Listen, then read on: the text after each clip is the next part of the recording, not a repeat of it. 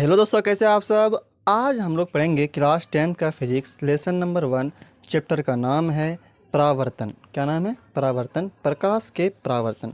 तो हम लोग इससे पहले 2-3 वीडियो पढ़ चुके हैं जिसमें से हम आपको बताएं प्रकाश का परिभाषा क्या होता है, हम कैसे किसी वस्तु को देखते हैं, या प्रकाश के परावर्तन के जो नियम होते हैं उसके बारे में हम लोग चर्चा किए थे और आपको बताए थे कि प्रकाश के परावर्तन के 2 नियम हैं और इस नियम को पूछा भी जाता है एग्ज़ाम में। वो कौन कौन से नियम हैं? 2 नियम तो हम आपको बताए थे कि आपतित किरण, परावर्तित किरण और अभिलंब तीनों एक ही तल में स्थित होते हैं और आपतन कोण, परावर्तन कोण आपस में बराबर होते हैं। यही 2 नियम हैं। आपसे क्वेश्चन में ऐसे ही पूछता है कि प्रकाश के परावर्तन के कितने नियम होते हैं? आंसर 2 नियम, और यही 2 नियम था। ठीक, उसके बाद हम लोग आगे पढ़ेंगे अब समतल दर्पण। इसमें बेसिकली हमको 2 दर्पण के बारे में पढ़ना है। एक तो समतल दर्पण और दूसरा है गोलीय दर्पण। और गोलीय दर्पण में भी हम लोग 2 दर्पण पढ़ेंगे, उत्तल दर्पण और अवतल दर्पण। ठीक, इन पहला शुरुआत करते हैं हम लोग समतल दर्पण। इंग्लिश में कहते हैं इसको हम लोग प्लेन मिरर। जैसे परिभाषा क्या है इसका? जिस दर्पण का परावर्तक सतह सीधा समतल हो उसे समतल दर्पण कहते हैं। जिस दर्पण का परावर्तक सतह सीधा एवं क्या हो, समतल हो, उसे हम लोग समतल दर्पण कहते हैं। जैसे आपके घर में जो शीशा है जिसमें आप चेहरा देखते हैं वो क्या है? आपका समतल दर्पण है। उसका सतह जो होता है वो क्या होता है? एकदम समतल होता है। क्या होता है? समतल होता है, सीधा होता है। जैसे मेरे घर में है तो हम आपको दिखा देते हैं। जैसे देखिए ये वाला तो आपके घर में दर्पण होगा ही, जिसमें हम लोग चेहरा देखते हैं। तो ये क्या है? समतल दर्पण है। इसमें क्या होता है? इसका जो परावर्तक सतह यहाँ पे जो रहता है वो बिल्कुल एकदम क्या रहता है? सीधा रहता है, प्लेन रहता है। तो इसका नाम क्या हो जाएगा? समतल दर्पण। ठीक, जैसे यहाँ पे बनाए हैं एक समतल दर्पण है ये। और यहाँ पे देखिएगा पीछे में जो ये है, ये कुछ डिजाइन नहीं दिए हैं हम। ये प्लेन तो ये परावर्तक सतह हुआ, इस सतह को हम लोग कहते हैं परावर्तक सतह। जिस भाग से हम लोग अपना चेहरा देखते हैं उसको क्या कहते हैं हम लोग? परावर्तक सतह कहते हैं, परावर्तक सतह। और ये जो आपको दिख रहा है ये डिजाइन नहीं है, ये पेंट किया हुआ है। अगर हम आपको इसमें दिखाएं ना तो इसमें क्या है? इसमें भी पेंट किया हुआ है, तभी आप चेहरा देख पाएंगे। इसे हम दिखा रहे हैं आपको।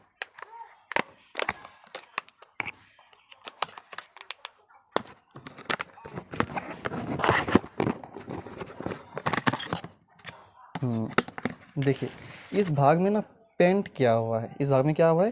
पेंट किया हुआ है। तो वही ये दर्पण है और यहाँ पे क्या किया हम लोग? इसको पेंट कर दिए हैं। एक भाग को पेंट करेंगे तभी वो क्या बनेगा? समतल दर्पण बनेगा। क्या बनेगा? समतल। तो ये कांच है, वैसे अगर पेंट नहीं करेंगे तो ये कांच है।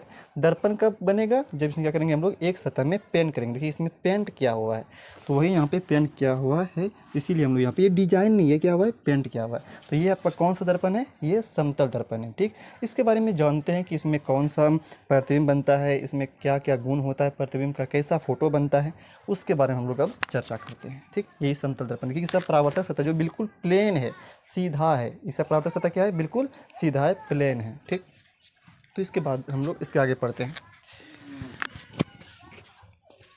देखिए अब हम लोग पढ़ेंगे समतल दर्पण की प्रकृति। इसमें क्या क्या गुण होता है समतल दर्पण में, उसको हम लोग पढ़ेंगे। यहाँ पे समतल दर्पण बना दिए। कहता है कि इसका प्रतिबिंब जो होता है आभासी, सीधा और बराबर होता है। जैसे कि अगर हम बात करें कि अगर ये दर्पण है हमारे पास, तो अगर इसमें दर्पण के सामने अगर मार्कर रखेंगे, मार्कर रख दिए, तो मार्कर का जो प्रतिबिंब बनेगा, प्रतिबिंब मतलब होता है फोटो। क्या होता है? प्रतिबिंब मतलब फोटो होता है। तो इसका जो फोटो बनेगा, तो अगर इसका कैप ऊपर है तो जो फोटो बनेगा यहाँ पे, इसका भी कैप क्या होगा? ऊपर होगा। मार्कर का लंबाई अगर इतना सा है, अगर मान के चले 1 सेंटीमीटर या 5 सेंटीमीटर मार्कर का लंबाई है, तो इसके अंदर जो फोटो बनेगा, रुकिए, तो इसके अंदर जो फोटो बनेगा मार्कर का, उसका लंबाई भी क्या होगा? इसके बराबर होगा। मतलब अगर ये 5 सेंटीमीटर का मार्कर है तो इसका लंबाई भी क्या बनेगा? फोटो में 5 सेंटीमीटर ही होगा। और आभासी कहने का मतलब ये है कि अगर यहाँ पे मार्कर रखें, इसका फोटो बन रहा है, मार्कर हटा दिए, फोटो बनना बंद हो गया, इसको कहते हैं हम लोग आभासी। कहते हैं इसको हम लोग आभासी। लेकिन अगर देखिएगा कैमरा है, कैमरा में अगर आप फोटो खींचते हैं, तो अगर आप वहाँ से कैमरा के सामने हट भी जाते हैं और आपका कैमरा से एक बार फोटो खिंचा गया, तो वो फोटो हमेशा के लिए रह जाता है जब तक आप डिलीट ना कर दें। होता कि नहीं होता? लेकिन यहाँ पे क्या है? जब तक आप दर्पण के सामने रहिएगा, मार्कर का फोटो बनेगा, मार्कर हटाओ, फोटो मार्कर का बनना बंद। जब तक आप शीशा के सामने रहते हैं, शीशा के सामने आपका फोटो बन रहा है, और शीशा के से जैसे आप चेहरा हटा लेते हैं तो आपका क्या हो जाएगा? फोटो बनना क्या हो जाएगा? बंद हो जाएगा। मतलब आभासी बनाता है। सीधा बनाया, आभासी बनाया। ठीक, और दर्पण के पीछे, मतलब दर्पण ये रहा, इसके आगे तो ये मार्कर है, इससे फोटो किधर बनता है? पीछे बनता है। वही लिखें और बराबर बनता है। अगर जिसका जितना इसका लंबाई है उतना सा ही मार्कर बनेगा इसका फोटो में। ठीक, अगला कहता है कि इसमें पारस्परिक उत्क्रमण होता है। पारस्परिक उत्क्रमण कहने का मतलब है कि अगर किसी भी अक्षर को आप लिखिएगा तो उसका उल्टा आपको दिखाई देगा उसमें। जैसे अगर हम ये दर्पण है, इसके सामने अगर हम बी लिख दें, क्या लिख दें बी, तो हमको दिखाई देगा इसका फ़ोटो ऐसे दिखाई देगा। अगर हम सी लिख दें तो इसका हमको फ़ोटो ऐसे दिखाई देगा। अगर हम डी लिख दें तो हमको ऐसा दिखाई देगा डी। इसको कहते हैं पारस्परिक उत्क्रमण, मतलब इसमें हमको उल्टा अक्षर दिखाई देता है। ठीक, इसको कहते हैं। इसके बारे में हम लोग अगले वीडियो में अगले डिटेल्स चर्चा करेंगे, फिलहाल इसको रहने देते हैं। ठीक, मतलब यही है कि अगर आप दर्पण के सामने रखते हैं किसी अक्षर को तो वो उल्टा दिखाई देता है। अगला मतलब उल्टा का मतलब आगे वाला भाग पीछे दिखाई देता है, पीछे वाला भाग आगे दिखाई देता है। आगे क्या कहता है, दर्पण से वस्तु की दूरी और दर्पण से प्रतिबिंब की दूरी क्या होती है, बराबर होती है। कहने का मतलब ये है कि अगर यहाँ पे दर्पण के सामने अगर ये हम मार्कर है, यहाँ पे मार्कर है, अगर यहाँ से इसका दूरी जो है ये 10 सेंटीमीटर है, यहाँ से इस मार्कर दूरी 10 सेंटीमीटर है, तो इसका जो फोटो बनेगा यहाँ से इधर 10 सेंटीमीटर की दूरी पे ही बनेगा। कहने का मतलब क्या, जितना यहाँ से जितना दूरी पे मार्कर रखेंगे इसका फ़ोटो दर्पण के उधर इतना ही दूरी पे बनेगा। मतलब क्या, अगर आप दर्पण को यहाँ पे रखते हैं और आप यहाँ पे हैं तो आपका फ़ोटो भी दर्पण से उतना दूरी पे ही बनेगा। बस में आया। ठीक, वही लिखे। मतलब क्या, अगर कोई वस्तु ऐसे समझिए, अगर कोई वस्तु यहाँ पे दर्पण के सामने यहाँ पे है, ऐसे है, ठीक है, दूरी है इसका यहाँ से 5 सेंटीमीटर, तो इसका जो फोटो बनेगा इधर 5 सेंटीमीटर दूर पे ही बनेगा और बराबर बनेगा। ठीक, यही है। कहता है इस प्रतिबिंब को पर्दे पर उतार नहीं सकते क्योंकि ये आभासी प्रतिबिंब होता है, तो इसको हम पर्दे पे नहीं उतार सकते हैं। लेकिन हाँ, कैमरा द्वारा फोटो जो खींचेंगे तो उसका हम लोग पोस्टर बना सकते हैं, लेकिन इसका तो ये जब तक रहेंगे तभी तक फोटो बनता है, तो इसको हम लोग पर्दे पर उतार नहीं सकते हैं। और इसमें कहता है कि वस्तु की ऊंचाई बराबर होती है प्रतिबिंब की ऊंचाई।